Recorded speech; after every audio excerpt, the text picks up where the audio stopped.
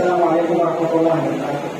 الحمد للہ رب العالمین والعاقبۃ للمتقین اشهد ان لا اله الا اللہ واشهد ان محمدا عبده ورسوله اما بعد اعوذ باللہ من الشیطان الرجیم بسم اللہ الرحمن الرحیم.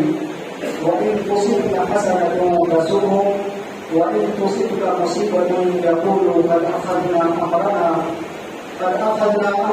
من قبل ويتولوا وهم فرحون. محترم حضرات، خواتین اسلام، آپ کے سامنے سورہ توبہ کی ایک آیت کی تلاوت کی گئی ہے اور اس سے آگے کچھ آیتوں کا انشاءاللہ آج خلاصہ آپ کے سامنے پیش کیا جائے گا. گزشتہ کل آپ کو بتایا گیا تھا کہ سورہ توبہ کو سورہ فاضحہ بھی کہتے ہیں، یعنی ایسی سورت جس میں منافقوں کی پول کھولی گئی ہے اور علیم بذات الصدور کے، یعنی اللہ رب العزت نے ان کے بھیدوں کو اجاگر کیا ہے اور اللہ کے رسول صلی اللہ علیہ وسلم کو بتایا ہے اور صحابہ کرام کے سامنے ان کو رسوا کیا ہے. اس صورت میں اللہ رب العزت نے منافقین کی مختلف صفات کو اور بری عادتوں کا تذکرہ کیا ہے. انہی میں سے چند چیزوں کا ذکر کر کے آپ کے سامنے درس کو ختم کروں گا اور ان صفات کو بیان کرنے کا مقصد یہ ہے کہ ہمیں اور آپ کو منافقوں کی جو صفات ہیں ان سے بچنا ہوگا اور ہمیں اور آپ کو بچنا چاہیے. اللہ تعالیٰ فرماتا ہے کہ آپ کو جب کوئی نیکی پہنچتی ہے یا بھلائی پہنچتی ہے تو ان کو تکلیف ہوتی ہے، اور جب آپ کو کوئی مصیبت پہنچتی ہے تو وہ کہتے ہیں ہم نے پہلے ہی اپنے معاملے کو درست کر لیا تھا. وَيَتَوَلَّوْا وَهُمْ فَرِحُونَ، اور وہ اتراتے ہوئے چلے جاتے ہیں یا روگردانی کرتے ہیں یا اعراض کرتے ہیں. اس آیت میں اللہ رب العزت نے منافقوں کی 3 صفات کا ذکر کیا ہے. پہلی صفت یہ کہ مسلمانوں کو جب کوئی خوشی ملتی تھی، خوشی سے مراد یہاں پر یا تو مال غنیمت کا حصول ہے یا جنگ میں جیت ہے یا پھر کوئی بھی خوشی جو اللہ کی طرف سے ملتی، کوئی بھی نعمت ملتی تو منافقین کو تکلیف ہوتی تھی. گویا مسلمانوں کی خوشی سے یا مسلمانوں کی نعمت سے یا مسلمانوں کو کوئی اگر اچھی چیز ملے اس سے تکلیف ہونا یا اس سے خوش نہ ہونا، یہ منافقوں کی پہلی صفت ہے. منافقوں کی پہلی صفت ہے. اور اسی کے برعکس جب کوئی مصیبت پہنچتی تو وہ لوگ کیا کرتے، اللہ کے رسول صلی اللہ علیہ وسلم کو جو کوئی مصیبت پہنچتی تو وہ لوگ خوش ہوتے اور پھر اتراتے ہوئے چلتے تھے.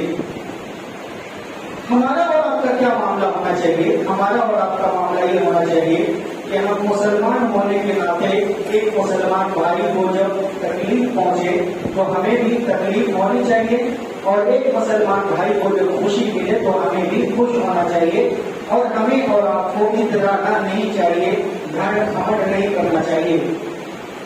اللہ تعالیٰ نے منافقوں کو جواب دینے کے لیے اللہ کے رسول کو بیان فرمایا قُلْ لَنْ يُصِيبَنَا إِلَّا مَا كَتَبَ اللَّهُ لَنَا هُوَ مَوْلَانَا وَعَلَى اللَّهِ فَلْيَتَوَكَّلِ الْمُؤْمِنُونَ.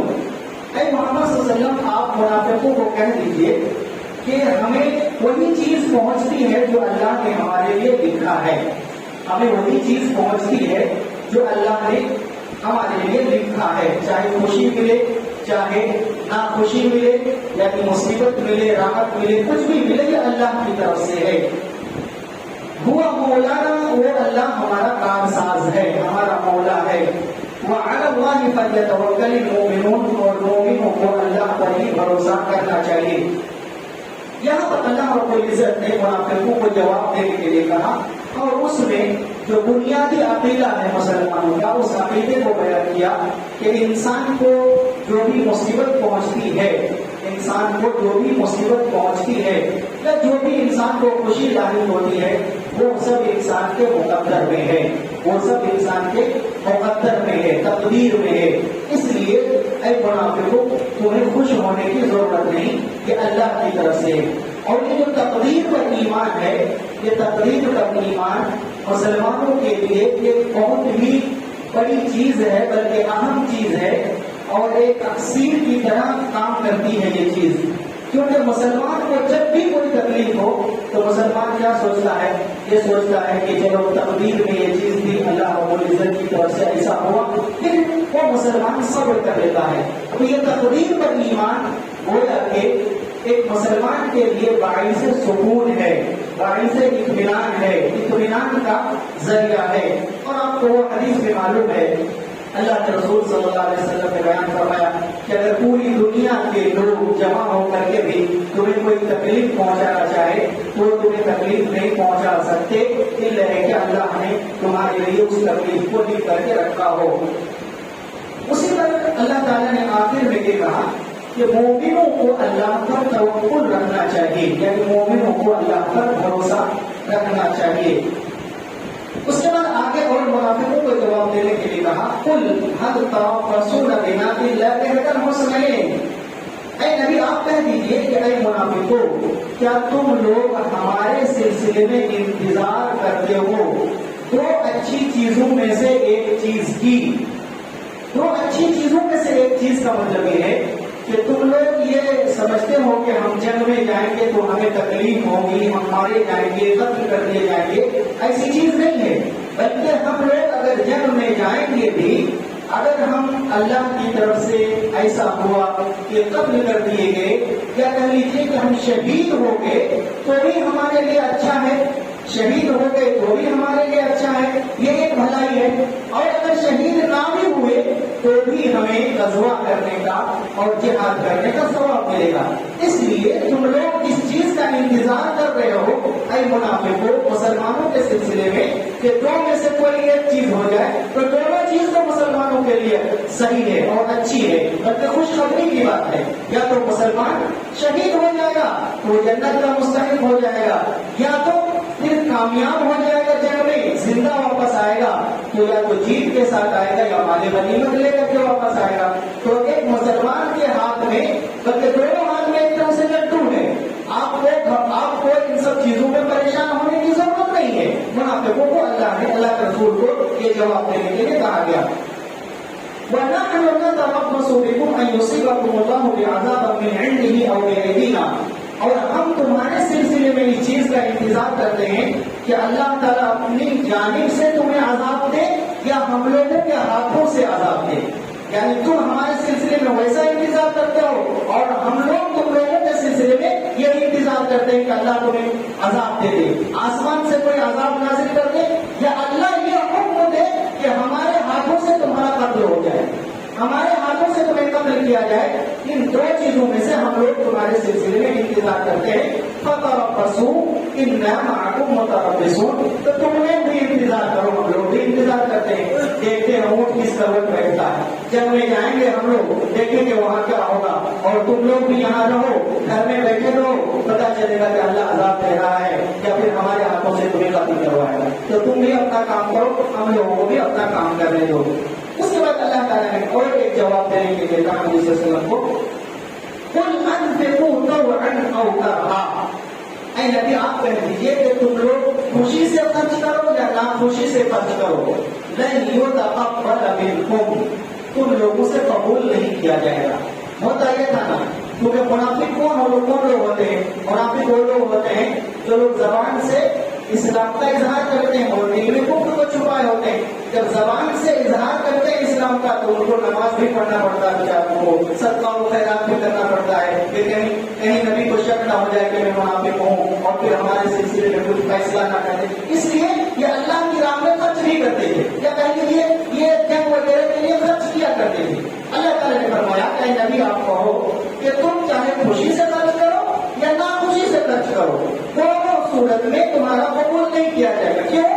انکم کنتم قوما فاسقین. کیونکہ تم لوگ فاسق لوگ ہو، گنہگار لوگ ہو. یعنی اگر تم خوشی سے خرچ کرتے ہو تب بھی قبول نہیں ہوگا کیونکہ تمہارا ایمان نہیں ہے، اور جب تک ایمان نہیں ہے تب تک کوئی نیک عمل قبول نہیں ہے. اور اگر ناخوشی سے تم خرچ کرتے ہو تب بھی قبول نہیں ہوگا کیونکہ نیت صحیح نہیں ہے تو کوئی خرچ کرنا فائدے مند نہیں ہے. نیت بھی اگر صحیح نہیں ہے تو کوئی فائدہ نہیں ہے. اسی طریقے سے اللہ تعالیٰ نے ایک اور وجہ بیان کی وَمَا مَنَعَهُمْ أَن تُقْبَلَ مِنْهُمْ نَفَقَاتُهُمْ إِلَّا أَنَّهُمْ كَفَرُوا بِاللَّهِ لرسوله ولا يأتون الصلاة إلا وهم كسالى ولا ينفقون إلا وهم كارهون. کہا ان کے جو صدقات ہیں ان کے نام قبول کرنے کی صرف ایک وجہ ہے کہ ان لوگوں نے اللہ کے ساتھ کفر کیا، رسول کے ساتھ کفر کیا، اور وہ نماز میں آتے ہیں تو سست ہو کر کے نماز میں آتے ہیں. نماز میں جب آتے ہیں تو سست ہو کر کے نماز میں آتے ہیں. وَلَا يُنْفِقُونَ إِلَّا وَهُمْ كَارِهُونَ، اور وہ لوگ خرچ نہیں کرتے مگر ناپسندیدگی کے ساتھ، یعنی ان کی خوشی نہیں ہوتی ہے خرچ کرنے میں. تو یہاں پر اللہ تعالیٰ نے یہ وجہ بتائی کہ ان کے صدقات یا ان کے جو خیرات ہیں یا جو کچھ وہ خرچ کرتے ہیں کیوں قبول نہیں کیا جائے گا. پہلی چیز یہ کہ ان لوگوں نے اللہ اور اس کے رسول کے ساتھ کفر کیا. حالانکہ بظاہر ان لوگوں نے کیا کیا، مانا کہ اللہ ہے رسول ہے، لیکن دل میں چونکہ اسلام نہیں تھا تو وہ یہ کفر ہے اللہ اور اس کے رسول کے ساتھ. یہاں پر جو منافقوں کی ایک صفت بیان کی گئی ہے وہ یہ کہ وہ نماز کے لیے آتے ہیں تو سست ہو کر کے آتے ہیں. نماز کے لیے سستی کرنا یا نماز کے لیے آتے وقت انسان ایسی کیفیت میں آئے کہ لگے کہ مطلب کسی بوجھ کو ہلکا کرنے کے لیے میں جا رہا ہوں، یا کسی بوجھ کو اتارنے کے لیے جا رہا ہوں، یا کسی ڈیوٹی کو انجام دینے کے لیے میں جا رہا ہوں. اس طرح کی اگر چیز ہے، یہ کیفیت ہے، تو یہ منافقوں والی کیفیت ہے. یہ منافقوں والی کیفیت ہے. نماز کے لیے جب انسان آئے تو اللہ رب العزت کی عبادت کی نیت ہو اور وہ اللہ رب العزت کو خوش کرنے کے لیے آئے اور وہ نماز پڑھے تو اسے بھی خوشی محسوس ہونی چاہیے، دل میں اطمینان ہونا چاہیے کہ میں نے اللہ رب العزت کی عبادت کی. منافقوں کا معاملہ کیا تھا؟ منافقوں کو تو معلوم تھا کہ ہمارا ایمان ہے ہی نہیں، ہمارا ایمان ہے ہی نہیں، نماز تو ہمارے قبول نہیں ہوگی. اس لیے ایسے آ جاتے تھے نبی کو دکھانے کے لیے، چلو نماز پڑھ لیتے ہیں تاکہ نبی سمجھے کہ یہ لوگ بھی مسلمان ہیں. فَلَا تُعْجِبْكَ أَمْوَالُهُمْ وَلَا أَوْلَادُهُمْ، اے نبی آپ کو ان کے اموال اور ان کی اولاد تعجب میں نہ ڈالے. انما يريد الله ليعذبهم بها في الحياة الدنيا، اللہ تعالیٰ تو چاہتا ہے کہ ان کے ذریعے سے ان کو دنیاوی زندگی میں عذاب دے. وَتَذْهَبَ أَنفُسُهُمْ وَهُمْ كَافِرُونَ، اور ان کی جانیں نکل جائیں اس حال میں کہ وہ کافر ہی رہیں، اس حال میں کہ وہ کافر رہیں، ان کی جان چلی جائے. یہاں پر اللہ کے رسول صلی اللہ علیہ وسلم کو اور آپ صلی اللہ علیہ وسلم کے واسطے سے تمام صحابہ کو بلکہ تمام مسلمانوں کو یہ پیغام دیا گیا کہ اگر کوئی اللہ کا نافرمان بندہ ہے یا کافر ہے، فاسق ہے، منافق ہے، اگر تم ان کو دیکھو کہ ان کو اللہ نے مال سے نوازا ہے، اولاد سے نوازا ہے، تو تمہیں دھوکہ نہیں کھانا چاہیے، تمہیں تعجب نہیں ہونا چاہیے کہ اللہ کا یہ نافرمان بندہ ہے تو اللہ نے ان کو مال سے کیوں نوازا، اولاد سے کیوں نوازا. یہ دھوکہ نہیں ہونا چاہیے، کیونکہ ہو سکتا ہے کہ اللہ تبارک و تعالیٰ ان چیزوں کے ذریعے سے ان کو دنیا میں عذاب دے دے، آخرت میں اسے کچھ نہ ملے گی، آخرت میں اسے کچھ نہ ملے. تو یہ دھوکہ انسان کو نہیں ہونا چاہیے. اور آخر میں اللہ نے کہا کہ ان کی جان نکل جائے گی اس حال میں کہ وہ کافر ہی رہیں گے. مطلب یہ کہ وہ اپنے نفاق پر اور کفر پر ایسے اڑے ہوئے ہیں کہ ان کو توبہ کرنے کی توفیق نہیں ملتی، ان کو اپنی اصلاح کی توفیق نہیں ملتی، اس لیے وہ مرتے دم تک نفاق میں اور کفر میں رہ جائیں گے. وَيَحْلِفُونَ بِاللَّهِ إِنَّهُمْ لَمِنْكُمْ وَمَا هُمْ مِنْكُمْ وَلَكِنَّهُمْ قَوْمٌ يَفْرَقُونَ، اور وہ لوگ اللہ کی قسمیں کھاتے ہیں کہ وہ لوگ آپ میں سے ہیں. وَمَا هُمْ مِنْكُمْ، حالانکہ وہ آپ میں سے نہیں ہیں. وَلَكِنَّهُمْ قَوْمٌ يَفْرَقُونَ، لیکن وہ لوگ ڈرپوک لوگ ہیں، وہ لوگ ڈرپوک لوگ ہیں. لیکن منافقوں کی ایک بڑی جو چیز صفت جو قرآن مجید کے اندر بیان کی گئی ہے وہ یہ کہ یہ لوگ قسمیں بہت زیادہ کھایا کرتے ہیں، جھوٹی قسمیں اللہ کی بہت زیادہ کھایا کرتے ہیں. اور یہ اللہ کے رسول کے پاس آ کے قسمیں کھاتے تھے، صحابہ کے پاس آ کر کے قسمیں کھاتے تھے. کیوں؟ تاکہ ان کی باتوں پر یقین کر لیں، ان کی باتوں پر یقین کر لیں. یہاں پہ اللہ نے کہا کہ وہ لوگ آ کر کے آپ کے پاس کہیں گے کہ اللہ کے رسول ہم لوگ آپ کی جماعت سے ہیں، یعنی ہم لوگ مسلمان ہیں، یہ ہیں، ہمارا ایمان مضبوط ہے، فلاں فلاں. لیکن اللہ کے رسول آپ جانتے رہو کہ یہ آپ میں سے نہیں ہے، یہ آپ میں سے نہیں ہے، بلکہ یہ لوگ کیا ہیں؟ ڈرپوک لوگ ہیں. ڈر کی وجہ سے آپ کے پاس آتے ہیں اور قسم کھاتے ہیں کہ اللہ کے رسول آپ ہی میں سے ہیں، ہم مسلمان ہیں. کیونکہ ان کو پتا ہے کہ کہیں اللہ رب العزت ہم ان کو سزا نہ دے، آپ کے ہاتھوں سے، صحابہ کے ہاتھوں سے کہیں جہاد کا حکم نہ دے دے، ان کے منافقوں کے خلاف جہاد کرنے کے لیے نہ کہا جائے. اس لیے ڈر کے مارے یہ لوگ صرف قسمیں کھاتے ہیں. لم يجدوا ملجأ ومغارات ومدخلا لولوا إليه وهم يجمعون.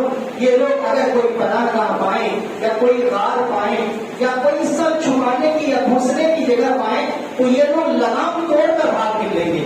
یہ منافق ایسے ڈرتے لوگ ہیں کہ ان کو تو جگہ نہیں ہے کہ کہیں بھاگ کے چلے جائیں, پناہ گاہ نہیں مل رہی ہے کوئی, ورنہ یہ آپ کے پاس سے تو بھاگ کر کے نکل جاتے. جیسے جانور لگام توڑ کر کے بھاگتا ہے ویسے ہی یہ لوگ بھاگ کر کے چلے جاتے. وَمِنْهُمْ مَنْ يَلْمِزُكَ فِي الصَّدَقَاتِ, منافقوں میں سے کچھ لوگ ایسے بھی ہیں جو صدقات کے سلسلے میں آپ پر عیب جوئی کرتے ہیں, طعن کرتے ہیں. طعن کرتے ہیں کا مطلب یہ ہے کہ جب آپ صلی اللہ علیہ وسلم کبھی کبھی مال غنیمت تقسیم کرتے تو منافقوں میں سے بعض لوگ کہا کرتے کہ آپ انصاف نہیں کر رہے ہیں, انصاف سے کام لیجیے, آپ انصاف نہیں کر رہے ہیں, آپ انصاف سے کام لیجیے. نبی پر عیب لگاتے ہیں کہ انصاف نہیں کرتے, حق ادا نہیں کرتے صحیح سے, حق نہیں دیتے. جیسا کہ ابن ذوالخویسرہ نامی شخص کے بارے میں حدیث میں مشہور ہے کہ جب آپ صلی اللہ علیہ وسلم حنین یہ مال غنیمت کو تقسیم کر رہے تھے, اس وقت اس خبیث نے کہا تھا یا رسول اللہ اعدل فإنک لا تعدل, اے اللہ کے رسول آپ انصاف کیجیے کیونکہ آپ انصاف نہیں کر رہے ہیں. تو آپ صلی اللہ علیہ وسلم نے کہا تھا ویلک, تیری بربادی ہو, تیری بربادی ہو, اگر میں انصاف نہیں کروں گا تو کون انصاف کرے گا, میں اگر انصاف نہیں کروں تو کون انصاف کرے گا. تو اس طریقے سے صدقات کے سلسلے میں اور مال غنیمت وغیرہ کے سلسلے میں بھی نبی صلی اللہ علیہ وسلم پر عیب لگاتے تھے یا ناانصافی کا طعنہ دیا کرتے تھے. باقی وہ منہا رضوا, اگر ان کو ملتا تو یہ خوش ہو جاتے, وَإِن لَّمْ يُعْطَوْا مِنْهَا إِذَا هُمْ يَسْخَطُونَ, لیکن اگر ان کو نہیں ملتا تو یہ ناراض ہو جاتے ہیں. یہ منافقوں کی صفت ہے. منافقوں کی صفت کیا ہے کہ مل رہا ہے تو بہت اچھا, نہیں مل رہا ہے تو ناراض ہو جاتے ہیں. یہ منافقوں کی صفت ہے. اس کے بعد اللہ رب العزت نے کئی اور چیزوں کو بیان کیا ہے, اور اللہ رب العزت نے ایک چیز بیان کیا مَا آتَاهُمُ اللَّهُ وَرَسُولُهُ, اگر یہ لوگ خوش ہو جاتے اس چیز سے جو اللہ نے اور اس کے رسول نے دیا, اور یہ کہتے حسبنا اللہ, کہ اللہ ہی کافی ہے, سَيُؤْتِينَ اللَّهُ مِنْ فَضْلِهِ وَرَسُولُهُ, اللہ ہمیں قریب اپنے فضل سے نوازے گا, رسول نوازیں گے. إِنَّا إِلَى اللَّهِ رَاغِبُونَ, ہم تو اللہ ہی سے توقع رکھتے ہیں, یا اللہ ہی کی طرف رغبت رکھتے ہیں. ایک مومن کا یہ شیوا ہونا چاہیے کہ ہمیں اور آپ کو اللہ اور اس کے رسول کے ہر فیصلے پر راضی ہونا چاہیے, اور ہمیں اور آپ کو حسبنا اللہ کہنا چاہیے کہ حسبنا اللہ ونعم الوکیل, کہ اللہ تعالیٰ ہمارے لیے کافی ہے, اللہ ہم قریب دے گا, اپنے فضل سے نوازے گا, اور اللہ سے یہ مسلمان کو ہمیشہ توقع رہنی چاہیے. اس کے بعد اللہ رب العزت نے مصارف زکات کو بیان کیا, انما الصدقات للفقراء والمساکین والعاملین علیها والمؤلفة قلوبهم وفي الرقاب والغارمین وفي سبیل اللہ وفي السبیل فریضة من اللہ واللہ علیم حکیم. اللہ نے یہاں پر زکات کے 8 مصارف کو بیان کیا ہے, زکات کے 8 مصارف کو بیان کیا ہے کہ زکات کن لوگوں کو دینا ہے. ان میں پہلا اللہ تعالیٰ نے فرمایا فقراء کو, دوسرا اللہ نے فرمایا مساکین کو. فقراء اور مساکین کے سلسلے میں تعریف میں بڑا اختلاف پایا جاتا ہے کہ فقیر کسے کہتے ہیں اور مسکین کسے کہتے ہیں. اس میں جو ایک مشہور چیز بیان کی جاتی ہے وہ یہ فقیر وہ ہے جو در در جا کر کے مانگتا پھر اسے فقیر کہتے ہیں, اور مسکین وہ ہے جو محتاج تو ہے, ضرورت مند تو ہے, اسے بھی ضرورت ہے لیکن وہ مانگتا نہ پھرے تو اسے مسکین کہا جاتا ہے. یعنی وہ مانگتے نہیں ہیں لیکن ان کو بھی دینا ہے, اس کا بھی خیال رکھنا چاہیے. تو فقیر اور مسکین. تیسرا اللہ نے فرمایا والعاملین علیہا, جو صدقات وغیرہ وصول کرتے ہیں, زکات وغیرہ جو وصول کرتے ہیں, محنت کرتے ہیں, عامل لوگ ہیں, کام کرتے ہیں زکات اور صدقات کے سلسلے میں, ان کا بھی حق ہے. چوتھا اللہ نے فرمایا والمؤلفة قلوبهم, اور ایسے لوگوں کو بھی دیا جائے جن کی تعریف قلب مقصود ہو.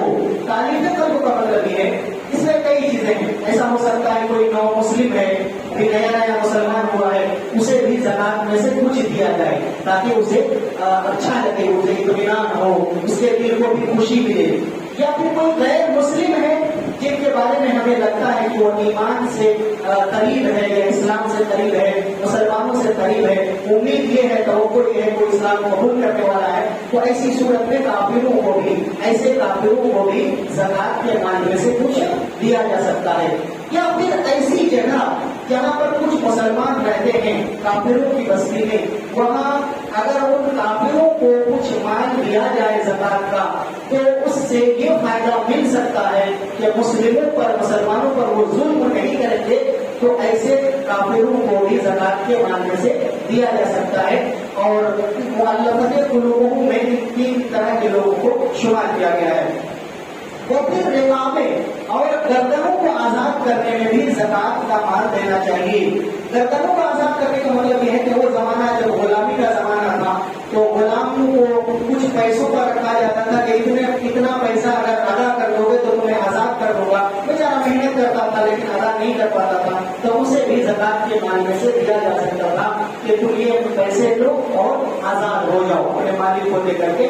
اس طرح سے چیزیں، یا پھر آج کے زمانے میں مفسرین اس چیز کو بھی بیان کرتے ہیں کہ کوئی شخص اگر بغیر کسی جرم کے کوئی مسلمان اگر جیل میں بند ہے، قید خانے میں بند ہے، تو ان کو بھی چھڑانے کے لیے زکات کا پیسہ دیا جا سکتا ہے۔ یہ بھی ایک طرح سے گردن آزاد کرنے کی طرح ہے۔ والغارمین، اور جو مقروض لوگ ہیں، چاہے وہ مالدار ہوں چاہے غریب ہوں، مقروض اگر آدمی ہے، قرض کے تلے کر چکا ہے، تو ان کو بھی دیا جا سکتا ہے۔ وفی سبیل اللہ، اور جہاد کے لیے، اور جہاد میں بھی جہاد کی تیاری، مجاہدین کی تیاری اور سامان وغیرہ کی تیاری، ان چیزوں میں بھی۔ وہ اپنی سبیل، اور اسی طریقے سے راستے کے بیٹے کو بھی، راستے کے بیٹے کا مطلب یہ ہے مسافر کو بھی، مسافر کو بھی زکات کا مال دیا جا سکتا ہے یا زکات میں سے دیا جا سکتا ہے۔ خاص کر کے ایسا مسافر جو سفر میں کسی حادثے کا شکار ہو گیا، اس کے پیسے لٹ گئے، پرس مار لیا کسی نے، یا کچھ ایسی چیزیں ہو سکتی ہیں، تو ایسے وقت میں وہ گھر تک پہنچ نہیں پائے گا اگر اس کے پاس اس کو اگر پیسے نہ دیا جائے۔ اگر بیت المال قائم ہے نہیں پر زکات جمع کی جاتی ہے، یا کسی کے پاس انسان آ کر کے کہے کہ بھائی میں ایسا پریشان ہو گیا، میں گھر نہیں پہنچ سکتا، آپ مجھے زکات میں سے کچھ دے دو یا کچھ مدد کرو، تو ایسے شخص کو فرض زکات میں سے بھی دیا جا سکتا ہے۔ عام صدقہ لینے میں تو کوئی حرج ہی نہیں، مطلب فرض جو زکات ہے اس میں سے بھی دیا جا سکتا ہے۔ فریضۃ من اللہ، یہ اللہ کی طرف سے فرض ہے۔ واللہ علیم حکیم، اور اللہ تعالیٰ علیم ہے، جاننے والا ہے، حکیم ہے، حکمت والا ہے کہ زکات کا مال کسے دینا چاہیے اور کسے نہیں دینا چاہیے۔ اس لیے اللہ رب العزت نے اس چیز سے ختم کیا ہے۔ اس کے علاوہ بھی بہت ساری چیزیں ہیں جو منافقین کے سلسلے میں اللہ تبارک و تعالیٰ نے بیان کیا ہے۔ مثلا منافقوں کی ایک صفت اللہ نے یہ بھی بیان کی کہ منافق لوگ نبی کو کہا کرتے تھے ہوا اذن، کہ نبی کان کے کچے ہیں، ہوا اذن، نبی کو کہتے تھے یہ کان ہے، یہ کان کے کچے ہیں، کان کے ہلکے ہیں، مطلب یہ ہر ایک کی بات سنتے ہیں۔ منافقین سمجھتے تھے کہ صحابہ جو نبی سے بات کرتے ہیں نا تو کہیں نہ کہ ہم لوگوں کی برائی بیان کرتے ہیں، تو کہتے تھے نبی تو کان ہے، سب کی سنتے ہیں۔ اللہ نے کہا ان لوگوں دونوں خیر لگو، کان ہے بہتر ہے، کان ہی ہے لیکن پھر بھی بہتر ہے، کیونکہ یہ اللہ پر ایمان رکھتے ہیں، مسلمانوں کی بات کی تصدیق کرتے ہیں، اور اس میں تمہارے لیے ہی بھلائی ہے۔ اس کے علاوہ بھی اللہ رب العزت نے کہا کہ منافقین چاہتے ہیں کہ تجھ کو خوش کریں، تم لوگوں کو خوش کریں، واللہ ورسولہ احق ان یرضوہ، حالانکہ اللہ اور اس کے رسول اس بات کے زیادہ مستحق ہیں کہ ان کو خوش کیا جائے، ان کو راضی کیا جائے۔ ان کانوا مؤمنین، اگر یہ لوگ مومن ہیں تو ان کو سمجھنا چاہیے، یعنی ایمان کا دعویٰ ہے تو اللہ اور اس کے رسول کو خوش کرنا چاہیے، نہ کہ تم لوگوں کو خوش کرنا چاہیے۔ اس کے بعد اللہ رب العزت نے اور کئی چیزیں بیان کیا کہ منافقین اور منافقات جو ہیں، یعنی منافق مرد اور منافق عورت، یہ ایک دوسرے کے دوست ہیں۔ یہ لوگ منکر کا حکم دیتے ہیں اور معروف سے روکتے ہیں، یہ لوگ بری چیزوں کا حکم دیتے ہیں اور بھلائیوں سے روکتے ہیں۔ وَيَقْبِضُونَ أَيْدِيَهُمْ، اور کنجوسی کیا کرتے ہیں۔ نسوا اللہ فنسیہم، ان لوگوں نے اللہ کو بھلا دیا تو اللہ نے بھی ان کو بھلا دیا۔